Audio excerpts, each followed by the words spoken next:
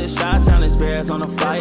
Let me go tune in to Keek on the mic. He gon' make sure we get our news and highlights. When you get on YouTube, you better hit the like. Multiple people inside Halas Hall are absolutely in love with this top offensive line prospect in the upcoming 2025 NFL Draft. Hey, what's going on, Bears fans? Thank you so much for joining me for another episode of Keek on the Mic, the podcast all about the Chicago Bears. As always, if you're new to the channel, make sure you hit that subscribe button and the notification to catch all Bears content right here on the podcast. So, Bears fans, we have a really interesting topic of discussion on today's episode of Keek on the Mic.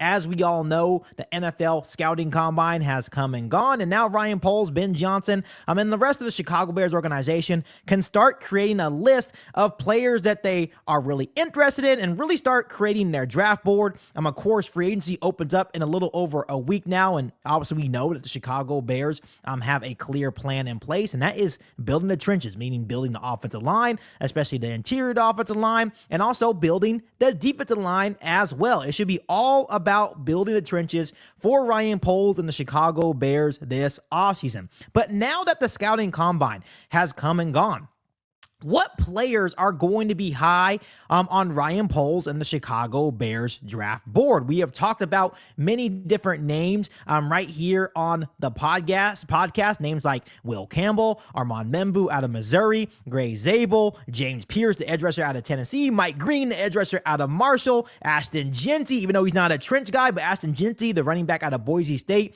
Which players are going to be high on the Chicago Bears draft board? And right now, it's kind of a mystery, but during this week at the NFL Scouting Combine, Greg Braggs Jr. of the CHGO podcast dropped some interesting knowledge on the situation. While he wasn't really attuned to everything going on at Halas Hall, he did pick up on something interesting at the Scouting Combine, and it sounds like multiple people in Lake Forest, inside Halas Hall, and a part of the Chicago Bears organization are big fans of Alabama guard Tyler Booker, and many consider him the best pure interior offensive lineman in the draft, which is an area the Bears have major needs. He had this to say. Someone asked him, "We getting predictions this year again, Greg?" He says, "Honestly, no. I'm not going to force anything definitive that I don't feel strong enough about. So many variables with free agency and the draft with many options. I will say this.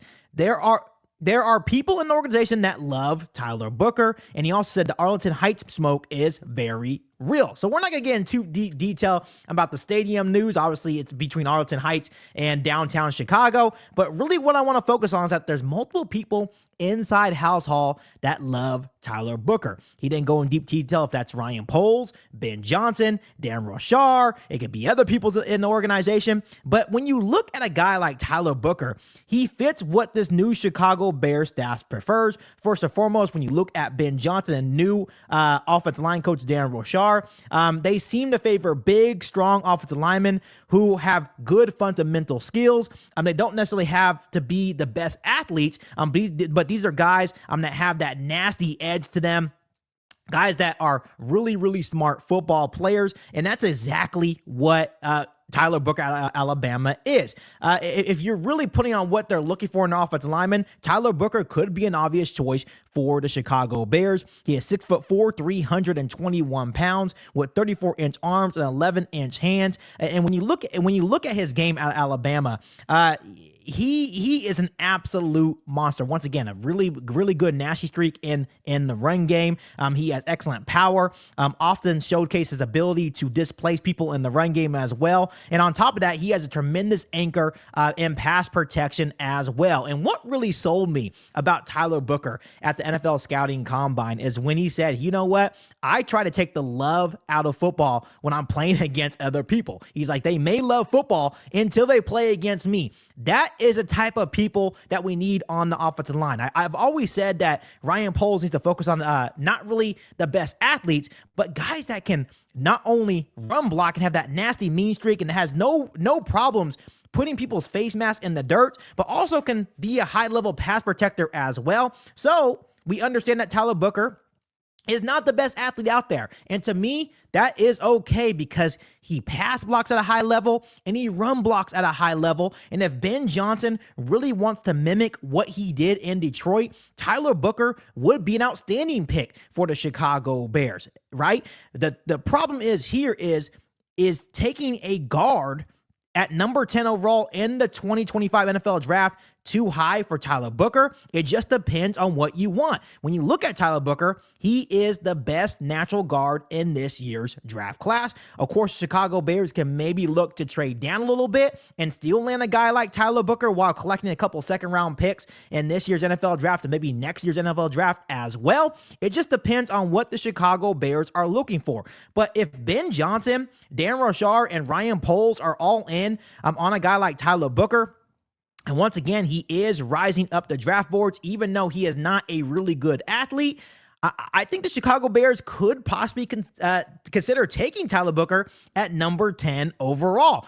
To me, I would be totally fine with that because, of course, we need interior offensive lineman help. Once again, I believe he's also the best natural guard in this year's NFL draft, but I'm also not opposed by trading down a little bit in this year's NFL draft, collecting some draft capital, and still landing an amazing talent like Tyler Booker. This guy is not going to fall to the second round. So if you really want Tyler Booker, he's most likely going to be a first-round pick. Once again, you could sit here all you want and say, hey, he's not a really good athlete. He's not going to really get to the second level. Once again, he pass blocks and run blocks at a very high level. Will he come here and make an instant impact on the Chicago Bears offensive line? That's the question that Ryan Poles and Ben Johnson and the Chicago Bears organization have to ask themselves. I believe he'll make an instant impact. I feel like he could be a day one starter. So if they feel that way, if they feel like he could be an impact player from day one, I have no problem with the Chicago Bears drafting Tyler Booker in round 1 of the 2025 NFL draft. So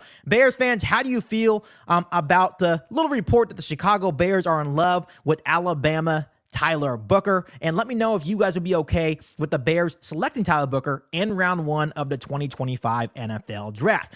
Bears fans, we also have some other major news in regard to the Chicago Bears, and has to do with the reunion with possibly getting edge rusher Khalil Mack back here in Chicago. The Mack attack could be back here in Chicago. According to Chris Emma, sources believe that Mack wants to return to Chicago, but as a complimentary piece and not the star, right? And to me, this would be a home run signing for the Chicago Bears. We have talked a whole lot about Khalil Mack. This has been a rumor that's been kind of heating up over the past couple of weeks, and there is serious interest from Khalil Mack and his camp. Now what we need to ask is Ryan Poles and the Chicago Bears, are they just as interested in bringing Khalil Mack back to Chicago? Yes, Khalil Mack is about to turn 35 years old.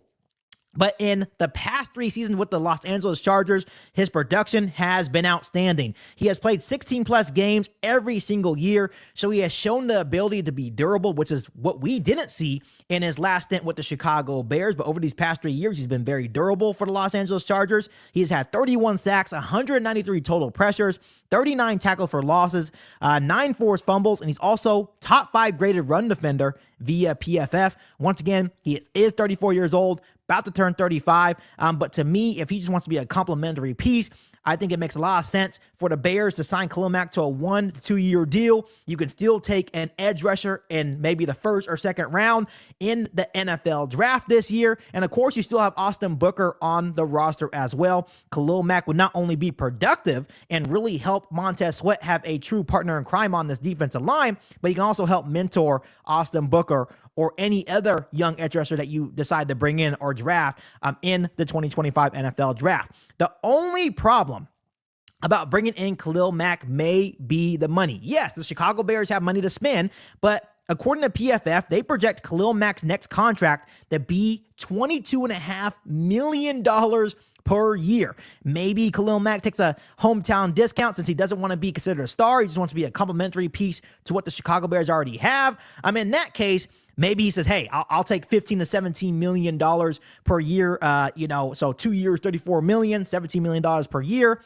With $20 million guaranteed. Maybe that would be a more favorable contract for Ryan Poles and the Chicago Bears. But for $22.5 million, I love Khalil Mack. I would definitely love to see him back in a Chicago Bears uniform. But $22.5 million for a guy that's about to turn 35 years old would be a hefty price, especially when you have a lot of areas of need, meaning the interior of the offensive line, and other holes on the roster as well. So if he is willing to take a hometown discount, the production speaks for itself. He would be a huge asset over these next couple of years for the Chicago Bears defensive line, bring a lot of stability and really help Montez Sweat as well on the Chicago Bears defensive line. But for $22.5 million a year, I would probably pass on Khalil Mack. If it gets lower, I'm definitely okay with seeing Khalil Mack back in a Chicago Bears uniform. So Bears fans, before I let you guys go, would you like to see Khalil Mack back in Chicago? Let me know down below in the comment section. But as always, make sure you guys continue to hit that subscribe button and the bell notification to catch all Bears content right here on the podcast. Make sure you follow me on all my social media platforms, and make sure you share this episode of Kick on the Mic with every single Bears fan that you know. But other than that, be back for an all-new Bears podcast right here on Kick on the Mic. Thanks, guys, and as always, bear down. You ain't bout it, you ain't bout it, you ain't kick on the mic. You ain't bout it, you ain't bout it, you ain't kick on the mic. You can go and subscribe, cause I be on it right. You ain't bout it, you ain't bout it, you ain't kick on the mic.